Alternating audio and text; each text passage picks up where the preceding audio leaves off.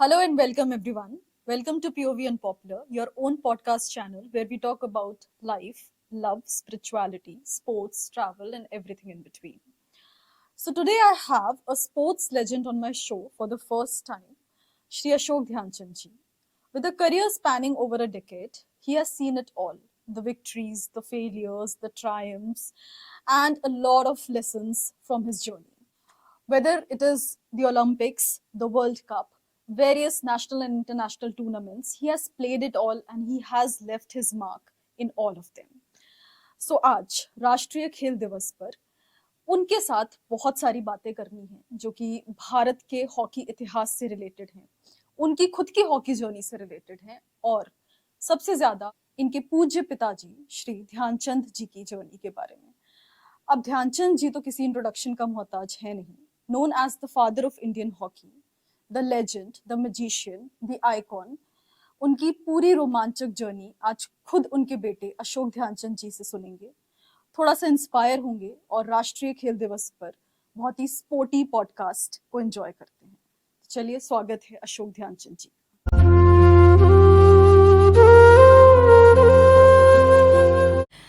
Hello sir, good evening. बहुत बहुत स्वागत है आपका हमारे शो पर। बहुत सौभाग्य की बात है कि आज आपके साथ बैठकर कुछ बातें करने का मौका मिला है। जी, मैं समझता हूँ ये अवसर ही ऐसा है, राष्ट्रीय खेल दिवस, इसके ऊपर स्पोर्ट्स का जिक्र हो और ख़ास तौर से हॉकी और हॉकी के जनककर्ता जिन्होंने हॉकी को एक दर्जा दिया, एक आयाम दिया, मेजर ध्यानचंद, पद्म भूषण मेजर ध्यानचंद। और एक लाइन और आगे, एक शब्द और आगे जोड़ना चाहता हूँ, वो है जादूगर। तो ये वो चीज़ें हैं जो हमारे परिवार के साथ जुड़ी रहीं, मेजर ध्यानचंद के साथ जुड़ी रहीं जी। तो मुझे भी खुशी है कि मैं इस मौके पर आपके साथ इस वार्तालाप को कर रहा हूँ। स्वागत है आपका। तो शुरू करते हैं। और अब जैसे हम हॉकी की अगर बात करेंगे तो ध्यानचंद जी का नाम तो सबसे पहले आता है। उनके बिना तो मुझे नहीं लगता इंडियन हॉकी की हम बात कर सकते हैं। तो उन्हीं के साथ ये शुरू करते हैं। तो सबसे पहला मेरा प्रश्न आपसे है कि उनका जो नाम है ध्यानचंद, तो उनका ध्यान सिंह से ध्यानचंद बनने का जो सफ़र, ये कैसे हुआ, कैसे ये नाम पड़ा? ये वाकई में एक बहुत बड़ा अजीब एक इत्तेफाक है कहें इसको हम जी। बल्कि ये लोगों के दिल की भावना उस ज़माने में जब हमारे पास कोई चीज़ ऐसी नहीं थी जिसको हम कहें कि हम उसमें बहुत आगे हैं और हमारे नागरिक, भारत के नागरिक वो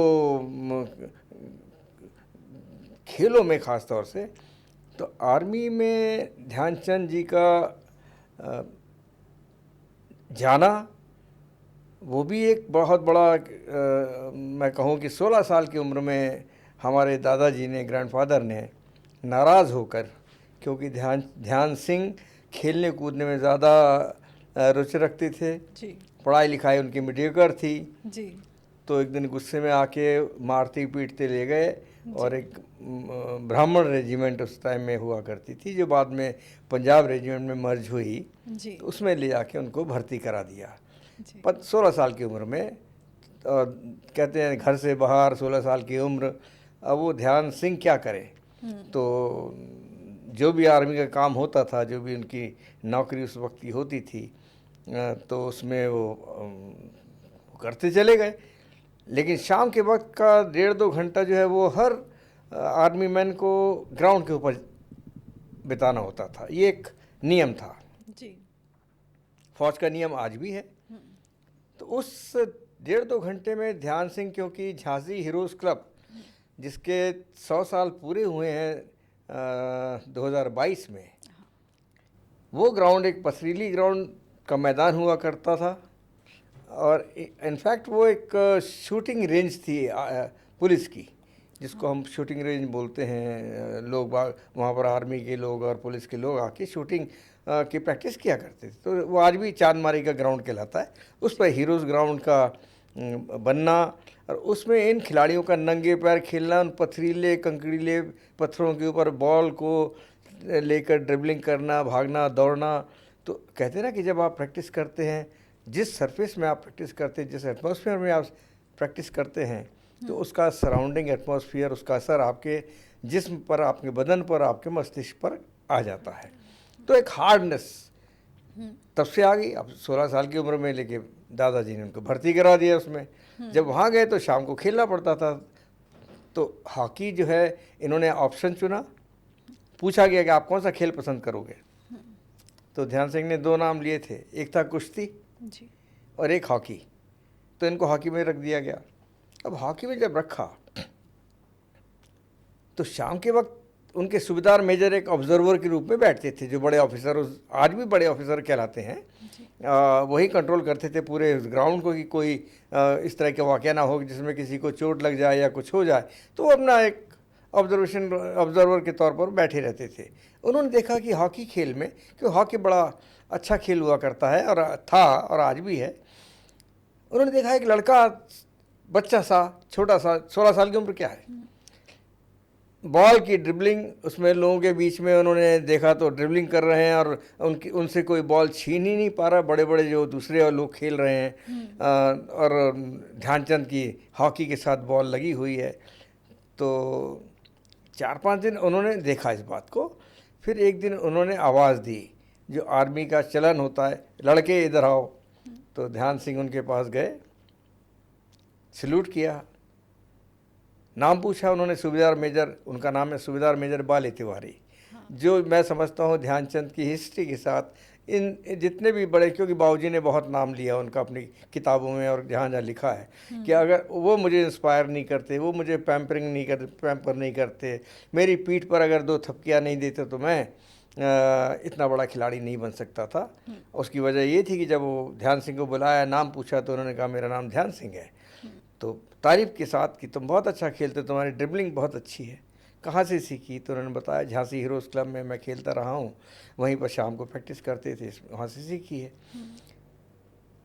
तो उन्होंने कहा तुम इस ड्रिबलिंग के साथ, क्योंकि ये टीम गेम है, 11 लोगों का खेल है, तुम इस टीम गेम के साथ में, टीम के खिलाड़ियों के साथ में अगर तुम अपना एडजस्टमेंट और अपना खेलने का तरीका अगर ठीक ढंग से बिठा लो तो तुम्हारी टीम को कोई हराने वाला आर्मी के अंदर कोई नहीं। उस टाइम कहीं बाहर जाने की कोई ऐसी बात थी ही नहीं कि ओलंपिक हो रहा है या कॉमनवेल्थ हो रहा है या एशियाड हो रहा है। तो आर्मी के टूर्नामेंट्स होते थे जो, तो इंटर बटालियन और इंटर रेजिमेंट और इंटर सर्विसेज ये टीमें खेलती थी और आर्मी की टीमों में अपनी टीम को जिताना बहुत बड़ी बात थी। तो उन्होंने सलाह ये दी और सलाह ऐसी ही उनके दिल पे लगी, क्योंकि इतने बड़े सूबेदार मेजर ने एक छोटे से बच्चा प्लाटून के 16 साल के जो जिनको एम्प्लॉयमेंट नहीं मिला था, 18 साल में मिलता था, तो उनको जब ये महसूस हुआ कि मेरे इतने बड़े सूबेदार मेजर ने मुझे कहा है तो मुझे कुछ करना चाहिए।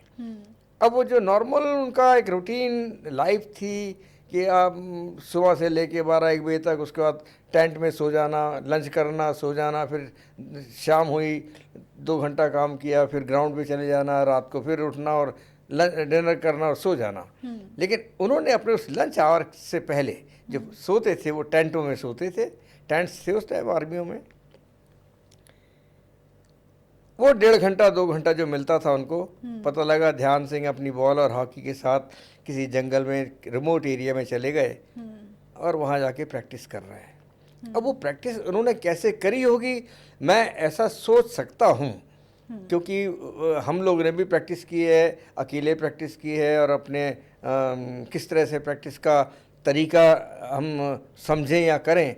तो उस ज़माने में जहाँ इतना एक्सपोजर नहीं था, कोई चीज़ें नहीं थी, कोई वीडियो नहीं था, कोई टीमें ऐसा नहीं खेलती थी कि कोई किसी को देख कर ले।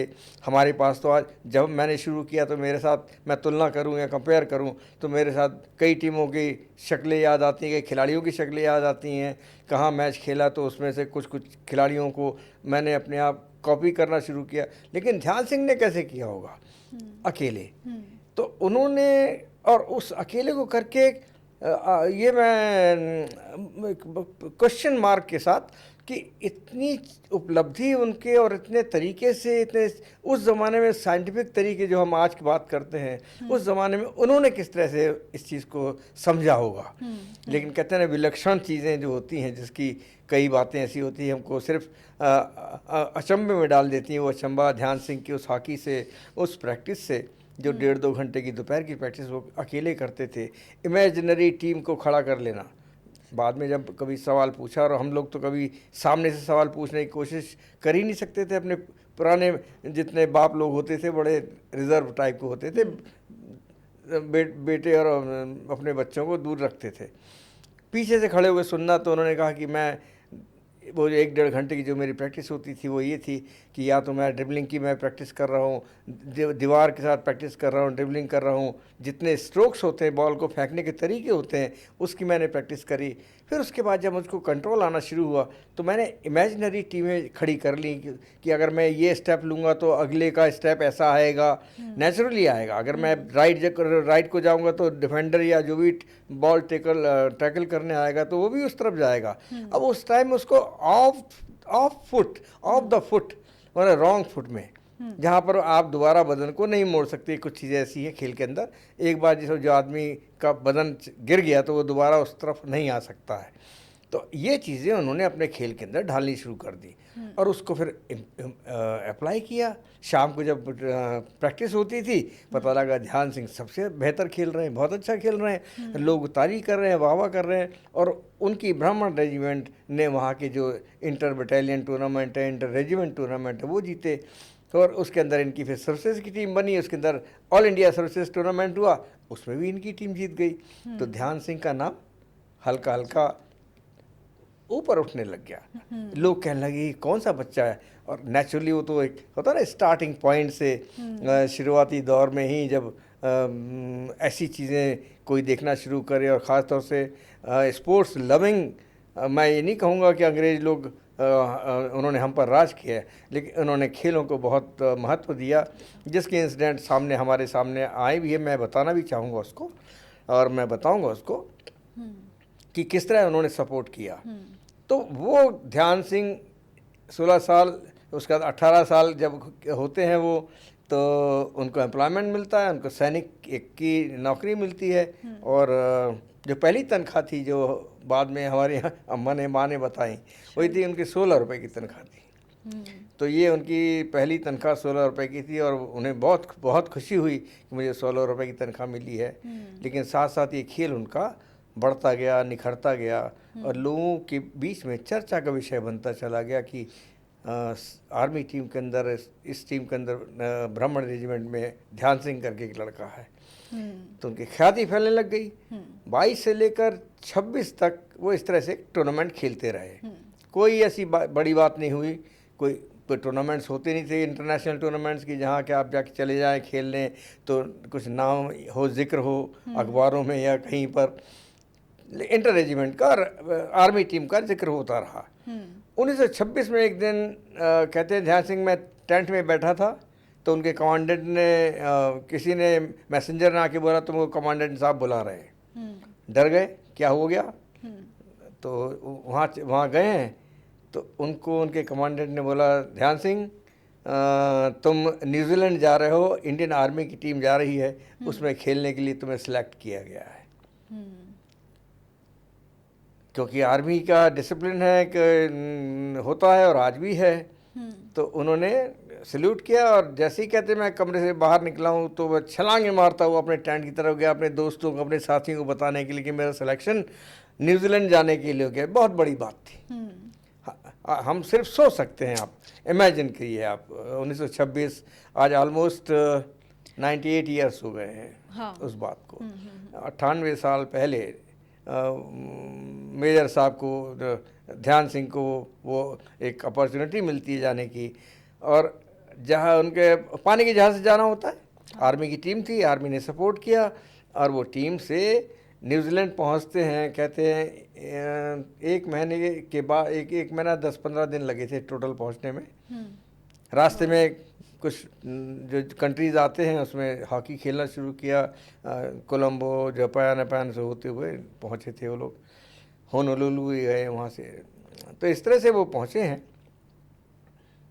और जो पहला गोल इंटरनेशनल ग्राउंड पर न्यूजीलैंड में हुआ, वो ध्यानचंद ने पहली बार पहला गोल इंटरनेशनल का वो न्यूजीलैंड में शुरुआत करी। वहाँ पर वो करीब 30, 35, 40-45 मैच खेले हैं ओके। और 201 गोल टीम ने किए टोटल। उस टीम ने 201 गोल उस टूर में किए थे, जिसके अंदर 66-67 गोल मेजर ध्यानचंद के होते हैं। एक बड़ी उपलब्धि वहाँ से मिली और जो चर्चा बनी, अच्छा वहाँ से इंग्लिश के पेपरों ने फिर लिखना शुरू किया। न्यूजीलैंड इंग्लिश कंट्री है, इंग्लिश स्पीकिंग कंट्री है, उसके जो सर्कुलेशन में जहाँ जहाँ इंग्लिश साम्राज्य था, इंग्लिश के लोग थे, इंग्लिश कंट्रीज थे, अमेरिका हो गया, ये हो गया, इंडिया हो गया, तो वो बहुत बड़ा चर्चा का विषय बन गया, क्योंकि वो एक मीडिया थी उस ज़माने में, प्रिंट मीडिया। और प्रिंट मीडिया में ज़रा सा भी छपना बहुत बड़ी बात होती थी, और उसके बारे में जिक्र शुरू हुआ हॉकी का और ध्यानचंद का, ध्यान सिंह का। और ध्यान सिंह को उन्होंने सर आंखों में बिठाया, न्यूजीलैंड वालों ने बहुत इज्जत सम्मान दिया। वो टूर पूरा करके वापस आते हैं। अब इसका जिक्र इंटरनेशनली इतना ज़्यादा बढ़ जाता है कि ओलंपिक कमेटी के पास भी ये खबर पहुंचती है कि भारत की एक टीम है जिसका खेलने का ढंग, उसके पहले भी ओलंपिक में टीमें खेलती थी। 1916 तक ओलंपिक में टीमों ने पार्टिसिपेट किया था, जिसमें डेनमार्क और इंग्लैंड और ये टीमें खेलती रहीं और जीतती रहीं आपस में। लेकिन उसके बाद इसको बंद कर दिया, क्योंकि इतना क्राउड नहीं आता था और खेलने का ढंग ऐसा था ना, हिट एंड रन। आपने बॉल मारी, जिस तरह हम पोलो कहते हैं, गेम है, मारा और गोल में बॉल डाल दी तो आप जीत गए। साइंटिफिक तरीके से एक डब्ल्यू फॉर्मेशन इंडिया ने ईजाद करी थी, जिसको हम लोगों ने अडॉप्ट किया था बाद में, और हिंदुस्तान की टीम और हमारी टीम ने उसको ही उसी तरीके से खेला कि 5 फॉरवर्ड, 3 हाफ, 2 फुल बैक और 1 गोलकीपर। तो ऑलमोस्ट वो डब्ल्यू फॉर्मेशन का एक फॉर्मेट बन जाता है, जिसको भारत ने अडॉप्ट किया और उसके तरीके से 1926 का टूर्नामेंट खेला। लेकिन उसका इतना जिक्र हुआ, इतना उसका पेपरों में बात बनाई गई और लिखी गई कि 1928 में के ओलंपिक में हॉकी को दोबारा शामिल किया गया। सबसे पहली जो हमारी हॉकी फेडरेशन का ऑफिस खुला था वो था ग्वालियर में। तो ध्यान सिंह को सिलेक्शन में रखा जाता है ओलंपिक के, नाम आता है, आना ही था उनका नाम, क्योंकि वो एक ऐसी शख्सियत थे। और लेकिन वो तो कहते हैं ना कि जब आप कोई एग्ज़ाम देने जाओ तो आपके दिल में अपने आप से धड़कनें बढ़ जाती हैं। होता है, बट नेचुरल ह्यूमन बींग्स है हम लोग, कि जब भी कोई ऐसा परीक्षा हो, कोई एग्जामिनेशन हो, कोई सिलेक्शन हो, कुछ इंटरव्यू या कहीं किसी से मिलना हो, तो कुछ ना कुछ एक्साइटमेंट तो होता ही है। तो ध्यानचंद सेलेक्ट होते हैं। सेलेक्ट होने के बाद जो असली क्वेश्चन आना चाहिए था कि उस सिलेक्शन के बाद वो टीम ओलंपिक की जाती कैसे थी, कैसे गई होगी। हमारी कोई मिनिस्ट्री तो थी नहीं, हमारा कोई स्पोर्ट्स मिनिस्टर नहीं, कोई स्पोर्ट्स मिनिस्ट्री नहीं, एचआरडी नहीं, गवर्नमेंट नहीं, सरकार नहीं, प्राइम मिनिस्टर नहीं। हम तो उनके गुलाम, अंग्रेज़ों के। उनके जिस तरह वो करें, वो कहें या करें, तो उस पर हम डिपेंड होते थे। दादा ध्यानचंद ने बताया बाद में कि वो टीम जब गई 1928 की, उसके लिए उस देश के हमारे जितने सैनिक थे, उन्होंने एक एक दिन की तनख्वाह अपनी डोनेट करी थी। कुछ आर्मी ने दिया पैसा, कुछ इस तरह से वो टीम 11 लोगों की, 12वां प्लेयर नहीं था, सिर्फ 11 खिलाड़ी गए थे। एक जो जयपाल सिंह मुंडा, जो एक बहुत बड़ा नाम हिंदुस्तान के उड़ीसा से थे वो, और उनको मिशनरीज ने भेजा था इंग्लैंड में बैरिस्टर की स्टडी करने के लिए, जैसे होता मिशनरीज करती थी, प्रमोट करने के लिए भेजा था उनको वहाँ से जुड़ना था उस टीम के साथ एम्स्टर्डम में, और वो जुड़ भी गए, खेले थे वहाँ कप्तान के रूप में। अब ध्यान सिंह और इनकी टीम वहाँ पहुँचती है खेलने के लिए। उसके पहले इंग्लैंड में एक टूर्नामेंट होता है जो इंग्लैंड में हमेशा हर साल होता था। उस टूर्नामेंट में पार्टिसिपेट करती है भारत की team prior to the Olympic games.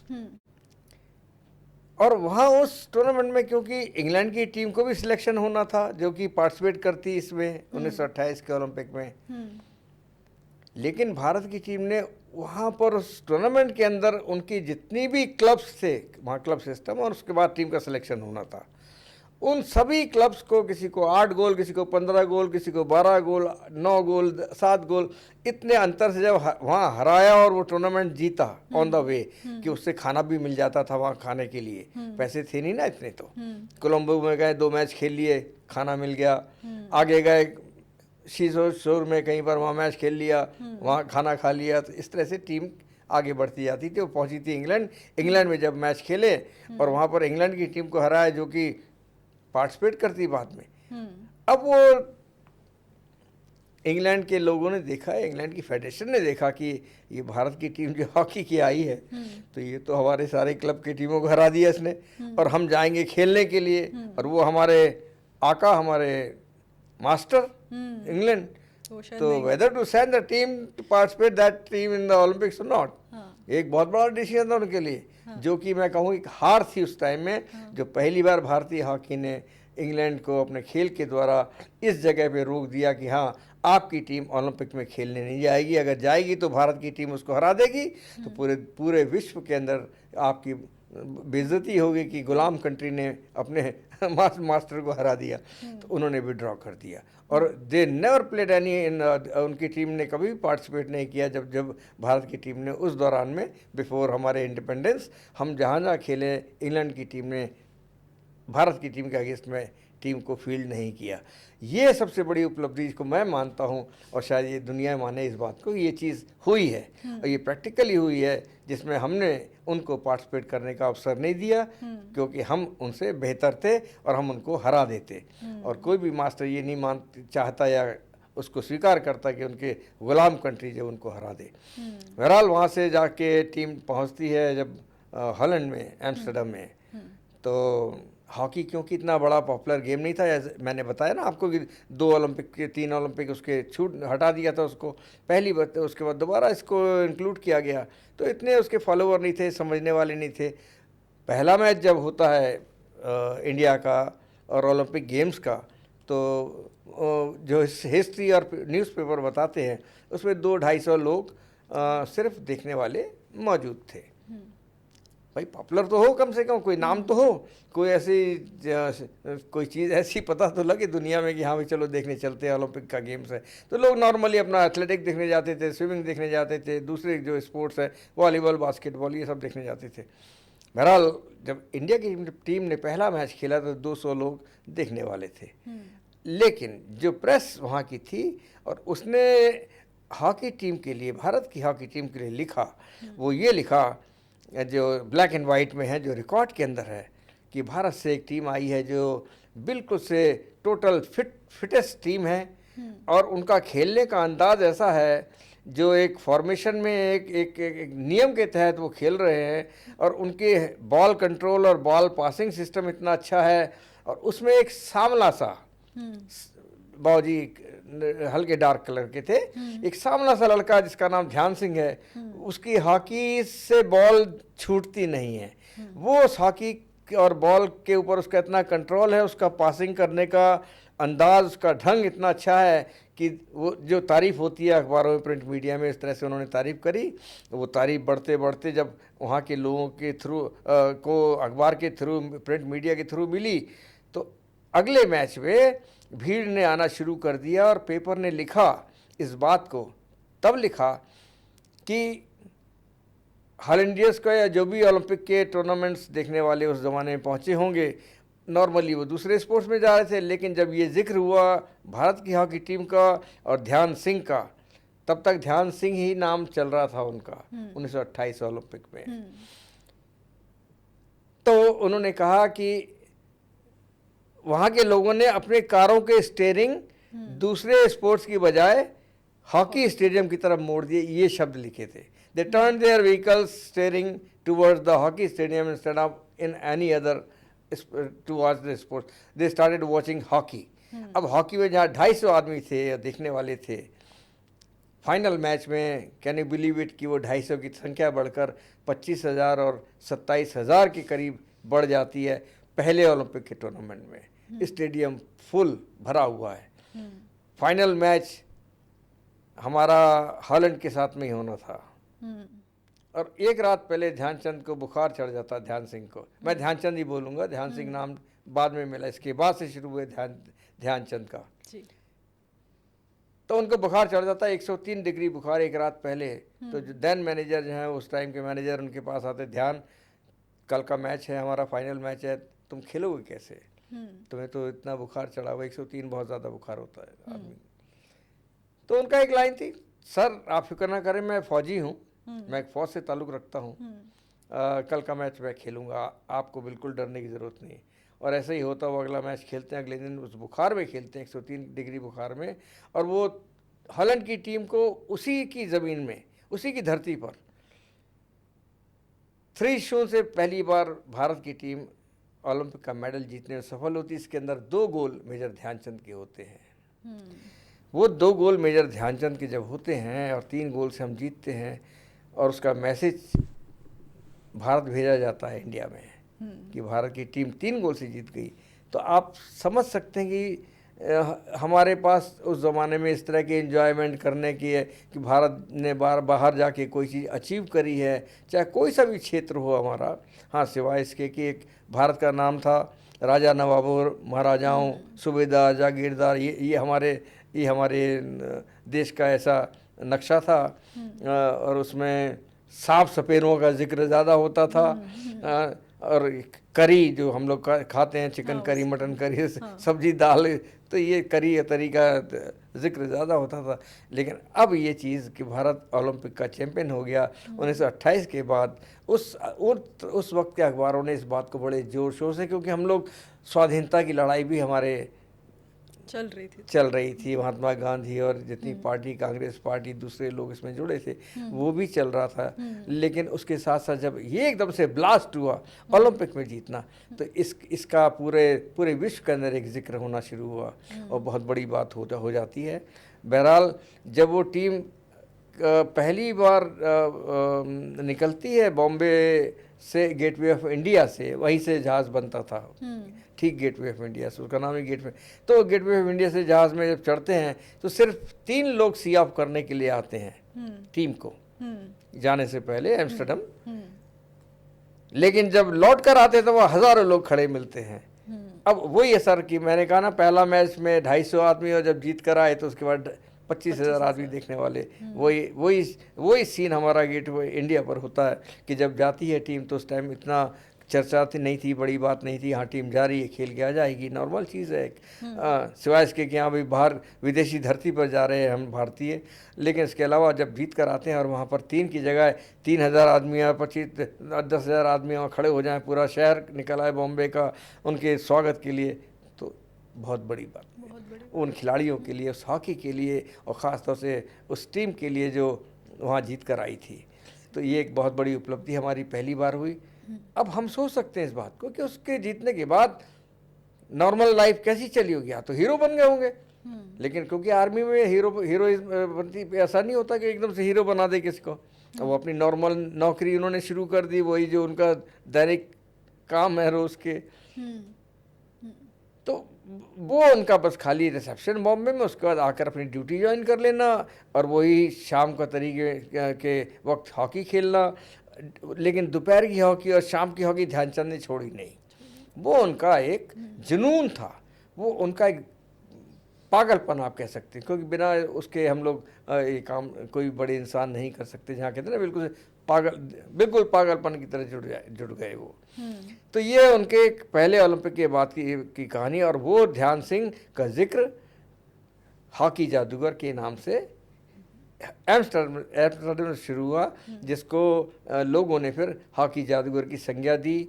और ध्यान सिंह से, क्योंकि ओलंपिक जीत कर आए थे और इंटरनल टूर्नामेंट्स और बाहर के टूर्नामेंट जो खेले थे उन्होंने, उसमें उनका नाम अखबारों में आना शुरू हो गया, चमकना शुरू हो गया, तो उन्होंने उनका नाम ध्यानचंद रख दिया। और वो ध्यान सिंह से ध्यानचंद बने हैं। 1932 का टूर्नामेंट होता है, टीम को जाना था लॉस एंजलिस, अमेरिका। बहुत हवाई जहाज़ नहीं, वही पानी के जहाज़ से। तो नुपुर जी, वो जब टीम जाने का पैसा कहाँ से आए, वही सबसे बड़ा मसला था कि from where to get the money, फिर से दिया किसे? हाँ, अब उसके लिए पंजाब नेशनल बैंक से लोन लिया गया। पंजाब नेशनल बैंक ने लोन दिया। एक ओलंपिक मेडल का होता ना वजन, उसको देखते हुए पंजाब नेशनल बैंक ने लोन दे दिया कि हाँ भाई ये टीम जीत कर आई है, ओलंपिक मेडल्स इनके पास में, हम इनको लोन देते हैं। लोन दिया और लोन के बाद वो टीम जो है वहाँ अमेरिका निकलती है। अमेरिका में क्योंकि उस ज़माने में सेकेंड वर्ल्ड वॉर की थोड़ी सुगबुगाहट शुरू हो चुकी थी और यूरोप और अमेरिका के ताल्लुकात अच्छे नहीं थे, तो यूरोपियन टीमों ने अपनी टीमों को वहाँ पर पार्टिसिपेट करने के लिए नहीं भेजा। बहरहाल जापान इंडिया को जाना ही था, अगर इंडिया नहीं जाता पार्टिसिपेट करने तो वहाँ पर ओलंपिक में फिर, क्योंकि फर्स्ट सेकंड थर्ड कम से कम 3 टीमें तो मौजूद हों जिसमें मेडल को डिस्ट्रीब्यूट किया जा सके। अगर 3 नहीं होती तो ओलंपिक कैंसिल कर देते वो। तो इंडिया को जाना ही था। बड़े बड़े बुरे हालात में वो टीम पहुँचती है वहाँ पर, और जब पहुँचती है वहाँ तो जापान को 11 गोल से पहला मैच हराती है, और जो दूसरा मैच होता है जो अमेरिका से होता है हमारा मैच, उसको भारत की टीम 24-1 के गोल्स के अंतर से हराती है। और वहाँ पर पोस्टर लग जाते हैं ध्यानचंद और मेरे चाचा रूप सिंह साहब के।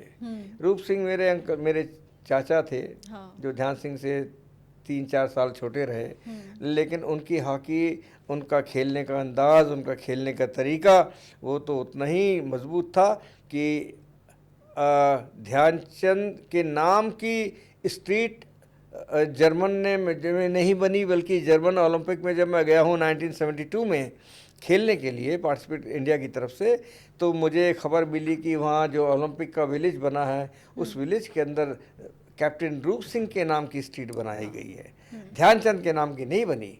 तो आप समझ सकते हैं कि ध्यान सिंह और रूप सिंह में दोनों में क्या, कौन बड़ा कौन छोटा, तो ये एक बहुत बड़ा सवाल था। लेकिन लोगों ने और वहाँ के इंटरनेशनल कमेटी ने जो जर्मन्स की थी, उन्होंने कैप्टन रूप सिंह के नाम की को ज़्यादा महत्व दिया, उनके नाम की वहाँ स्ट्रीट बनाई, जो बहुत बड़ी बात है। और देखिए ना, इंडियंस के नाम को बाहर इस्टेब्लिश होना और बिना इतने बड़ी मीडिया के, बिना हेल्प के, सिर्फ प्योरिटी के हिसाब से, खेल के हिसाब से, ना कोई स्पेशल वो इफेक्ट्स हैं ना कुछ है, जो सच्चाई है, सत्यता है उसके ऊपर, उस बेस पर, तो वो कैप्टन रूप सिंह जिन्होंने 1932 ओलंपिक में मैक्सिमम गोल किए थे।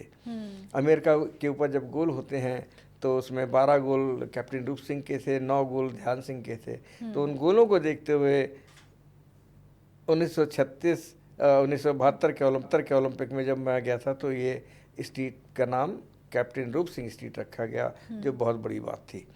तो वहाँ अमेरिका को 24-1 से हराते हैं हम लोग, हमारा सेकंड गोल्ड मेडल हासिल होता है इंडिया को।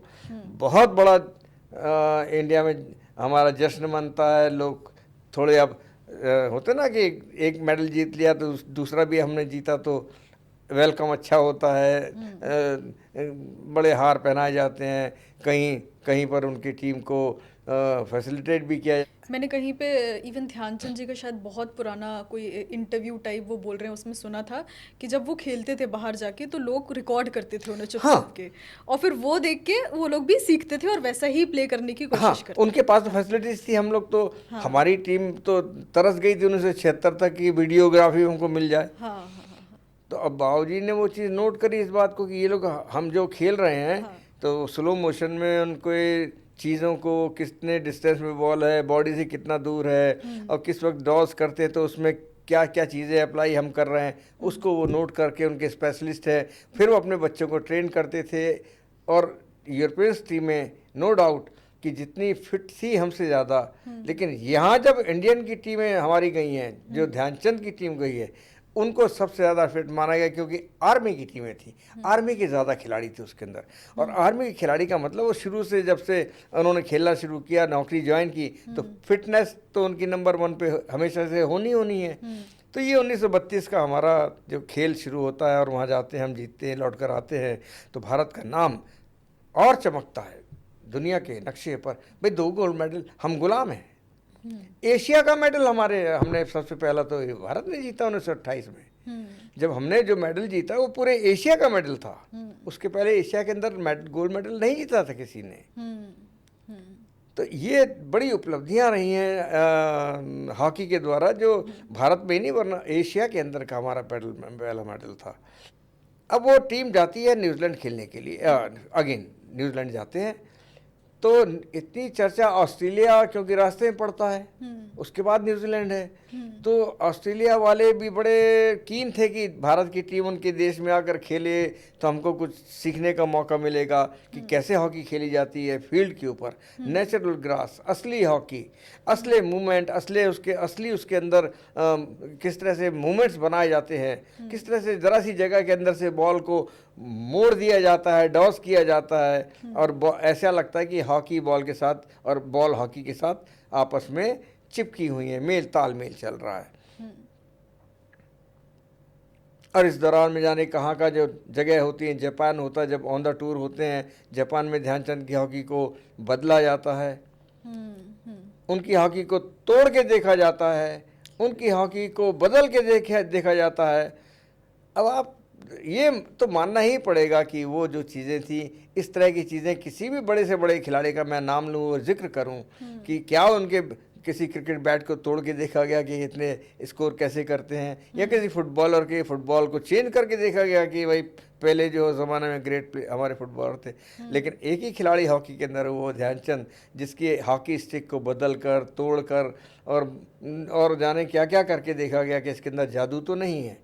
वो सिर्फ ध्यानचंद के साथ हुआ, क्योंकि उस छोटी सी बॉल के साथ उतने बॉडी मूवमेंट को बैंडिंग पोजीशन में लेकर खेलना एक बड़े अचरज और ताजुब की बात हुआ करती थी। और उसमें मिसमराइज कर देना, एक करश्माई चीज़ पेश कर देना, दिखा देना, गोल करने के चाहे वो तरीके हों, चाहे डॉश करने के तरीके हों, या बॉल को फेंकने के तरीके हों, उसके अंदर एक्यूरेसी, तो ये सब चीज़ें ऐसा लगता था कि कोई शख्स जादू कर रहा है।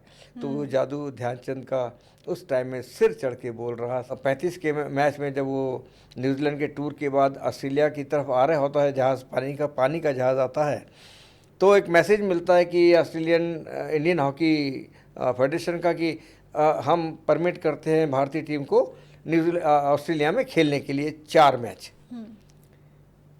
प्रैक्टिस मैच, टेस्ट मैच खेल लीजिए आप, टेस्ट मैच। तो 4 टेस्ट मैच होते हैं और एक मैच में सर डॉन ब्रैडमैन भी देखने आते हैं। वो चीफ गेस्ट बनते हैं, उसमें चीफ गेस्ट बनते हैं। वो भी कीन थे कि मैं ध्यानचंद को देखूं कैसा प्लेयर है। शायद उसी में हारे थे पहला टेस्ट मैच, हाँ जी? इसी मैच में हारे थे ना शायद, टेस्ट मैच पहला इसी में था भारत जब हार गए थे। हाँ, भारत की टीम 36 में। अच्छा। बहरहाल वो डॉन ब्रैडमैन उस मैच को देखते हैं, और जब मैच देखते हैं तो भारत की टीम ने उनके सामने उन्हीं की टीम को, जो ऑस्ट्रेलियन टीम थी, उसको 10 गोल से हराते हैं। और वो फाइनल, वहाँ का चौथा मैच था, फाइनल मैच था, जिसको डॉन ब्रैडमैन ने चीफ गेस्ट स्वीकार किया था, और वो मौजूद थे वो। अब वो जब मिलने आते हैं, शेक हैंड करते हैं ध्यान सिंह से, और मोमेंटो देते हैं, जो भी मोमेंटो होगा, और उसके बाद वो कहते हैं, ध्यान तुम तो गोल ऐसे करते हो जैसे मैं क्रिकेट में रन बनाता हूँ। और यहाँ पर कुछ दिन के बाद इंडिया का कैंप 1936 ओलंपिक के लिए कलकत्ता में लग गया। कलकत्ता में जब लगा तो ध्यान सिंह उसमें शामिल नहीं थे, ध्यानचंद, क्योंकि उनको आर्मी ने छोड़ा नहीं। इसलिए नहीं छोड़ा कि उनकी जो बटालियन थी जिसमें वो नौकरी करते थे आर्मी के, उनकी वो बटालियन को एडवांस होना था म्यांमार, बर्मा, जो आज भी अफेक्टेड एरिया है, उस ज़माने से वो अफेक्टेड था। तो उनकी बटालियन को वहाँ जाके डिप्यूट होना था। तो जैसे 3 दिन के बाद जाना है, तो एक दिन पहले उनके जो कमांडेंट हैं कंपनी के, वो आते हैं मिलने के लिए, सारे सी ऑफ करने के लिए अपने बटालियन के जवानों को और उनके ऑफिसर्स को, और सब लाइन में खड़े होते हैं जो उनका तरीका होता है, और वो आके अपना शेक हैंड करते हैं सब सैनिकों से। उसमें एक सैनिक लांस नायक मेजर अपना ध्यानचंद भी होते हैं। तो जब उनके पास आते हैं और हाथ मिलाते हैं तो एकदम से खुद बोलते हैं, अरे Dhyan, what are you doing here? Then officer, अरे तो साथ में जो होते हैं इंचार्ज, कंपनी इंचार्ज, जो बटालियन इंचार्ज होते हैं, अरे he is Dhyan Chand, Dhyan Singh, he is gold medallist, Olympian, what is doing here? तो वो कहते हैं since he is in the battalion, he is working as a lance naik, he has to go along with the battalion. नहीं नहीं नहीं, ये तो Olympic player है, इसको रिलीज करो। उसको अगले दिन रिलीज किया जाता ध्यान सिंह को, और रिलीज करके ऑर्डर दिया जाता कि okay you join the camp जो कलकत्ता में चल रहा होता है। इसके अभी 6-8 दिन ही बच रहे होते जाने के लिए टीम को। ध्यानचंद जाके टीम को ज्वाइन करते हैं। अब जब ज्वाइन करते हैं, एक बड़ी इंस्पायरिंग, जो मैं कहता हूँ कि इन खिलाड़ियों ने देश को क्या नहीं दिया, किस तरह देश को एक रखा, किस तरह हम लोग खिलाड़ी के रूप में मैसेज देते हैं भाईचारे का। वो टीम जब बिना ध्यानचंद के कैंप लगा होता है तो फाइनली किसी को कप्तान तो नियुक्त करना ही था, क्योंकि ध्यान सिंह का कोई पता नहीं था कि whether he will join the team or not. The time Dhyanchand reaches there, उसके कप्तान ऑलरेडी अनाउंस हो चुके थे। वो थे मोहम्मद जाफ़र साहब, लेफ्ट आउट खेलते थे और बाबूजी से उनका बहुत अच्छा ताल्लुक रिश्ता रहा। उनका अनाउंस हो जाता है कि ये कप्तान है। अब ध्यानचंद पहुंचते हैं वहाँ पर टीम जाने से 2-4-6 दिन पहले, लेकिन जब पहुंचते हैं और प्रैक्टिस करने के लिए और मैनेजमेंट इकट्ठा होता है तो उस टाइम जाफ़र साहब अपने आप को कप्तानी से विड्रॉ कर देते हैं। ये सेक्रीफाइस, क्या हम आज के ज़माने में ऐसी चीज़ें हों तो मैं सोचता हूँ कि मुझे भी लालच आता कि अगर मैं कप्तान बन जाता इंडिया, जो कई बार हुआ है इस हमारे मुल्क में, हमारे देश में इस तरह की चीज़ें होती रही हैं, खेलों में हुई हैं और जगह भी होती हैं, कि अगर मैं कप्तान बन जाता तो क्या मैं विड्रॉ कर लेता। मैं तो कहता नहीं, मैं आप भी ने अनाउंस कप्तान कप्तान ओनली कैप्टन, बहुत बड़ी बात है, प्रेस्टीज की बात है। वो भी 2 गोल्ड मेडल जीती हुई टीम के कप्तान बनना, तीसरी बार जीतने जाना है। लेकिन रिस्पेक्ट, रिगार्ड और जो एक अटैचमेंट एक दूसरे का है, उसके तहत ध्यानचंद को बोलते नहीं, टीम का असली कप्तान आ गया है और मैं अपने आप को विड्रॉ करता हूँ। दिस इज कि लिटरली टीम की तरह खेलना, इंडिविजुअल उसमें बाद में है, टीम पहले है। टीम पहले है, तो वो टीम तैयार होती जाने के लिए। उसके पहले क्योंकि हमारे सामने वही दुविधा फिर आती है कि जर्मन में होना है मैच, उसके लिए हमारे पूरे यूरोपियंस पूरी 16 खिलाड़ियों की टीम जानी है, और वो टीम जाएगी तो उसमें हम इतना खर्चा होना कैसे करेंगे, कहाँ से पैसा लाएंगे। तो हमारी टीम के जो मैनेजर थे उनका बहुत बड़ा कंट्रीब्यूशन हॉकी में नहीं बल्कि पूरे स्पोर्ट्स में रहा है, और बड़ी श्रद्धा और बड़ी रिस्पेक्ट के साथ मैं उनसे एक बार मेरी मुलाकात भी हुई थी। उनकी डेथ के टाइम में मैं मोहन बगान क्लब से खेल रहा था, जब आई हर्ड इज डेथ कि अब वो पंकज गुप्ता साहब, मिस्टर पंकज गुप्ता, जो मेंटर रहे हैं पूरे स्पोर्ट्स के, इंडियन स्पोर्ट्स, चाहे फुटबॉल, अगर आपको याद है फुटबॉल भी ओलंपिक में गई थी खेलने के लिए, हम 3री-4थी पोजीशन में रहे थे। तो ये कई चीज़ें ऐसी हुई हैं, तो वो मेंटर रहे हैं, तो उन्होंने अपने तरीके से पैसा इकट्ठा करने की कोशिश की। उसमें एक निष्कर्ष निकलता है कि एक काम करते हैं हम, कि हम पूरे कंट्री के लोगों से अब अपील करते हैं कि हमको आप डोनेशन दें, और एक अपील की जाती है अखबारों के थ्रू देश के लोगों को कि भारत की टीम 2 मेडल हम जीत गए हैं, हमको तीसरा मेडल जीतने के लिए खेलने जाना है जर्मनी, हिटलर के देश में। और हिटलर का नाम 36 में जो हम सोच सकते, जो हमने पढ़ा है उस तरह से वो।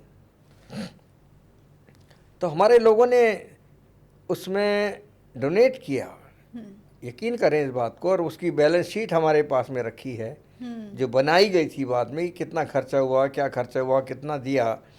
उसमें जो खर्चा टोटल पैसा आया उस ज़माने में, राजा रजवाड़े जितने थे, किसी ने 7,000, किसी ने 5,000, किसी ने 200 रुपये, किसी ने 250 रुपये, बड़े बड़े नाम स्टेट हैं। हैदराबाद निज़ाम ने दिए 7,000, पटियाला महाराज, पटौदी महाराज, कुरवई भोपाल के पास में, और हमारे बड़ौदा महाराज, इन लोगों ने चंदा दिया, जो 52,500 कुछ रुपए चंदा हुआ था। 52,000 1936 में, जिसमें तो बहुत मायने रखता और वो लेकिन लोगों ने 10 रुपये, 100 रुपये, 5 रुपये, जो उनका एक था ना कि असेसमेंट किस तरह से हम काम कर सकते हैं, तो वो असेसमेंट पंकज गुप्ता साहब के बिल्कुल सही बैठा उनका, और लोगों ने वो चंदा दिया, वो पैसा आता है जिसके अंदर हर खिलाड़ी का 2 पाउंड पर डे के हिसाब से उनको जो पैसा दिया जाता है, तो वो जाता है, वो पैसा आ जाता है और टीम रवाना होने लगती। तो इस तरह भारत की टीम जर्मन्स में तीसरा ओलंपिक मेडल्स डिफेंड करने के लिए जहाज़ से रवाना होती है।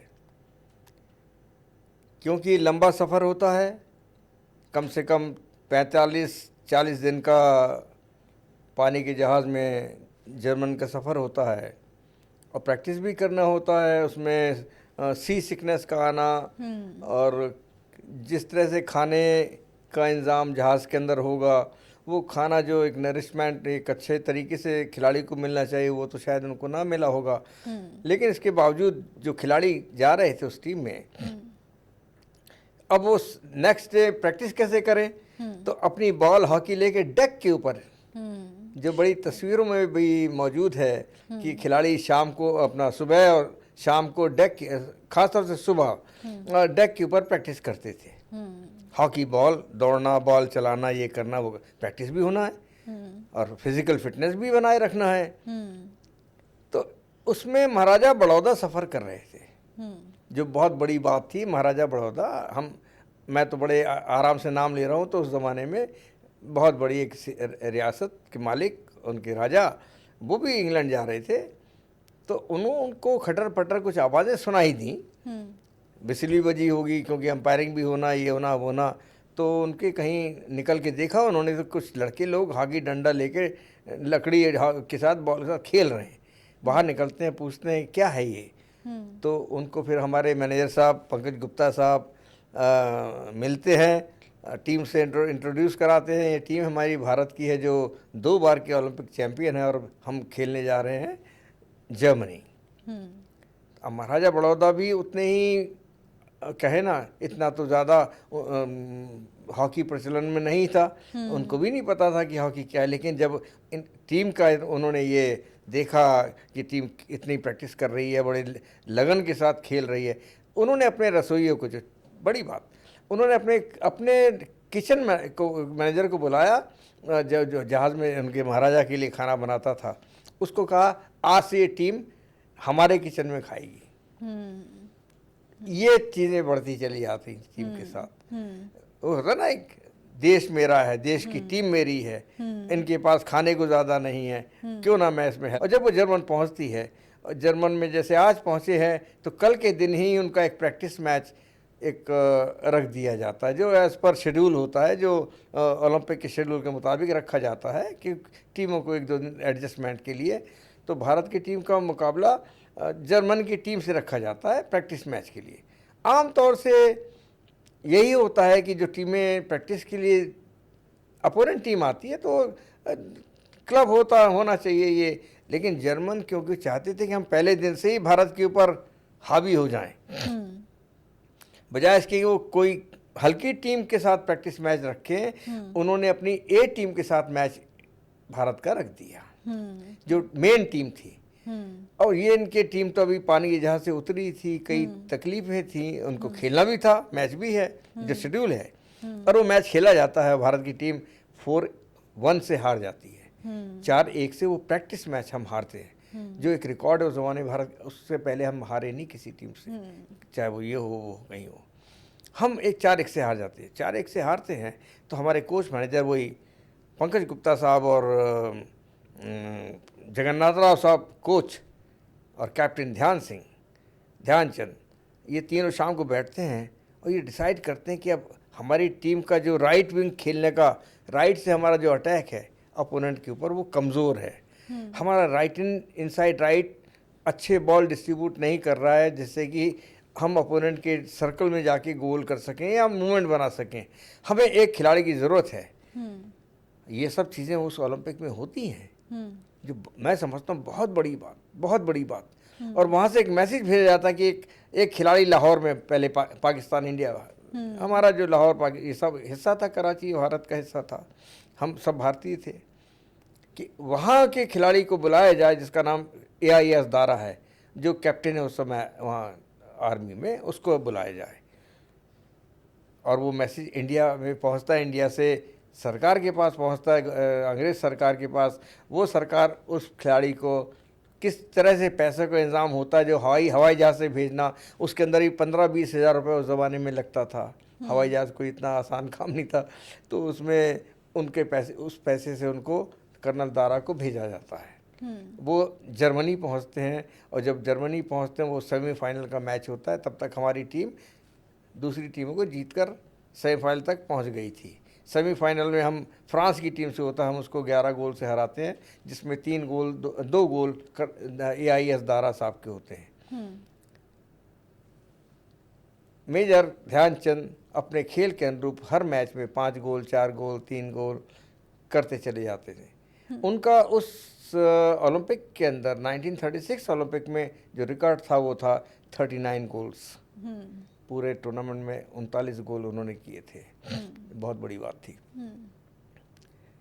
फाइनल मैच के एक दिन पहले, क्योंकि अगला मैच हमारा जर्मन से होने वाला था, और जर्मन क्योंकि हमको प्रैक्टिस मैच में हरा चुका था, तो आप मानसिक तौर पर जो मैं भी सोचता हूँ, और हर इंसान सोचेगा जिसने एक बार हरा दिया हो और हम हार गए हों, तो हमारी मनोस्थिति, हमारे दिमाग की स्थिति, या हमारे जो असली हम कहते हैं ना किलिंग इंस्टिंक्ट कहाँ से है, वो एक अजब सी ताकत जो शरीर पैदा करता है खास मौक़ों पर, वो हम ताकत को कैसे निकालेंगे, वो बड़ा सवाल था। एक रात पहले 14 अगस्त को as per Olympic schedule Bharat का मैच 14 अगस्त 1936 को होना था, जो ओलंपिक शेड्यूल बना था। अब वो ओलंपिक शेड्यूल जब बनता है 1936 का 14 अगस्त का, उस रात एक रात पहले 13 अगस्त को पानी गिर जाता है। पानी गिरता है और ग्राउंड पूरा लबालब भर जाता है, ऐसा हो जाता है कि नॉट प्लेबल। और ख़ास तौर से हमारे पास तो ना स्टड शू थे, ना उस ज़माने में ऐसी चीज़ें थी भारत के पास।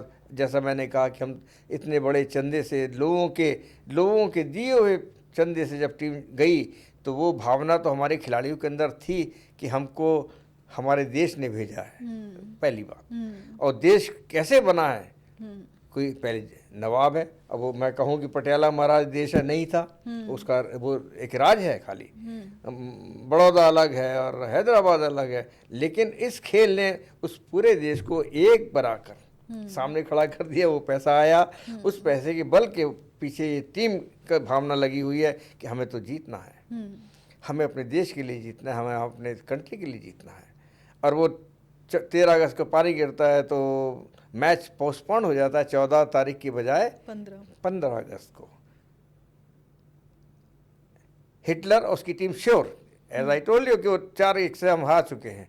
उनके पूरे अटैक पे जर्मन की टीम, जो हमारे खिलाड़ियों से फिजिकली मच बेटर, और वो शायद थोड़ा अग्रेसिव भी थे खेलने में, एग्रेसिव खेलने वाले। और हिटलर मैच देख रहा है, हारना उनको कबूल नहीं किया, और ऐसे ही बड़े उससे खेलना शुरू किया उन्होंने। बड़ी मुश्किल से भारत ने फर्स्ट हाफ के अंदर, उस टाइम 60 मिनट का खेल होता था, 30 मिनट में, पहले 30 मिनट में, उसका एक इंटरवल 5-10 मिनट का होता था, और 30-30 मिनट के 2 हाफ। तो फर्स्ट हाफ में भारत की टीम सिर्फ 1 गोल से आगे थी, जिसको कैप्टन रूप सिंह ने किया था, मेरे चाचा ने। और बड़ी मुश्किल हो रही थी हमको डिफेंड करने में, क्योंकि जर्मन टीम्स के फॉरवर्ड और खिलाड़ी बहुत अच्छी हॉकी खेल रहे थे। यूरोपियंस का स्टाइल, हार्ड और टफनेस, टैकलिंग उनकी बड़ी हार्ड थी। तो इंटरवल जब होता है, घबराहट टीमें होती है, ध्यानचंद भी घबराए हुए थे कि अगर हम इनका एक भी गोल इक्वलाइजिंग अगर हमारे ऊपर हो जाता है, तो हमारी टीम दबाव में आ जाएगी, मानसिक तौर पर हम इनसे जीत नहीं पाएंगे। तो चाचा रूप सिंह और कैप्टन मेजर ध्यानचंद दोनों खड़े हो जाते भाई, और ये आपस में बातें करते कि हम इस सेकेंड हाफ में करें क्या, हाउ टू प्ले नाउ, कि हम जीत सकें इनसे। तो असली मुद्दा आता कि इनके जो जूते थे वो स्लिपरी थे, उस ग्राउंड पर जो चिकना था, एक दिन एक रात पहले पानी गिरा था तो ग्राउंड बिल्कुल चिकना हो रहा था, इनके पैर उस पर ग्रिप नहीं कर रहे थे। तो उन्होंने कहा कि हम आप इसका अपने जूते उतार लेते हैं। दोनों भाइयों अपने जूते उतारे हैं, they remove the shoe and stockings, they played bare footed, जिसमें उंगलियों का दबाव से उन्होंने ग्राउंड को ग्रिप किया और इनकी स्पीड धीरे धीरे बढ़नी शुरू हुई, खेल बढ़ना शुरू हुआ। और उस 30 मिनट के अंदर भारत ने 7 गोल किए। पहले हाफ में 30 मिनट में मात्र सिर्फ 1 गोल, और जो सेकंड 30 मिनट्स हैं उसके अंदर 7 गोल हम करते। बल्कि 7 गोल ये तो कहा गया, बाबूजी ने बताया हमने कई गोल तो करे नहीं इस करके कि हम उनको ये पाठ सिखाना चाहते थे कि हॉकी के अंदर जादू क्या चीज़ होती है, कि हाउ टू मेक द, कहते हैं ना, बेवकूफ़ कैसे बनाना है तुम्हें, how to dodge someone. Hitler जो बैठा मैच देख रहा था इस उम्मीद से कि जर्मन टीम भारत को हरा देगी, जब भारत का चौथा पांचवा गोल होता है उनके ऊपर, वो कहते हैं कि वो कब स्टेडियम छोड़कर निकल गया वहां से, इन टीम को पता नहीं लगा। साइलेंस, शर्म के मारे उसकी आंखों के सामने भारत की टीम ने, जो गुलाम देश की टीम थी, उसने उनको हराया। एंड वी बीट ओलंपिक में हमारी जो एक बहुत बड़ी जीत हुई है वो 8-1 से, वो एक रिमार्केबल जीत थी। टीम भारत की जीत जाती है, पूरे देश के अंदर, दुनिया के अंदर मैसेज जाता है कि भारत ने तीसरी बार इस ओलंपिक मेडल को जीता है। और हिटलर के देश में जीता, तो हिटलर को अपोज करने वाले देशों ने बहुत खुशी मनाई, भारत ने तो मनाई इस बात को लेकर। लेकिन जब मैच खत्म होता है तो टीम जश्न मनाती है। जिस कैंप में रहते हैं, जहाँ पर जो ओलंपिक विलेज होता है, उसमें टीम ठहरी होती है वहाँ पर।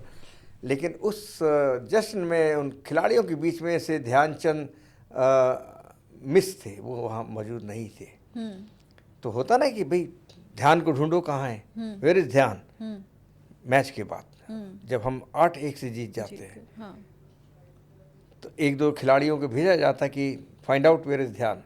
तो विलेज को जाके तलाशते हैं, तो जहाँ पर सारे देशों के झंडे लगाए जाते हैं, आज भी लगाए जाते हैं, जब ओलंपिक्स वगैरह होते हैं, बड़े इवेंट्स होते हैं, तो हर कंट्री का झंडा जो पार्टिसिपेट करती है उसके झंडे लगते हैं। तो देखा तो ध्यानचंद वहाँ पर उन झंडों के पास बैठे हुए हैं, यूनियन जैक, क्योंकि हम अंडर यूनियन जैक थे। जो उस पार्टिसिपेशन में हम गए तो हमने इंग्लैंड का झंडा वहाँ पर लगा था, और ध्यानचंद वहाँ बैठे रो रहे हैं। तो उनसे पूछते, ध्यान हम तो जीत गए हैं, हमने जर्मन को हरा दिया है, वी बिटन जर्मन बाय 8-1, तुम रो रहे हो? तो इशारा करके बोलते हैं, काश इसकी जगह तिरंगा झंडा होता। उसके बाद हिटलर मिलता है ध्यानचंद से, बुलाता है कि मुझे मिलना है, और ध्यानचंद से जाते हैं। ध्यानचंद अपना फॉर्मल यूनिफॉर्म पहनकर जो जाते हैं, जो मिली होती है, सल्यूट करते हैं, बात करते हैं। इंटरप्रेटर खड़ा होता है कि आप, पूछता है इंटरप्रेटर, हिटलर पूछता है कि क्या नाम है आपका? आपका नाम तो मैंने बहुत सुना है, आपका खेल देखा है। तो ध्यान से पूछते हैं कि इनसे पूछो ध्यानचंद से कि जर्मन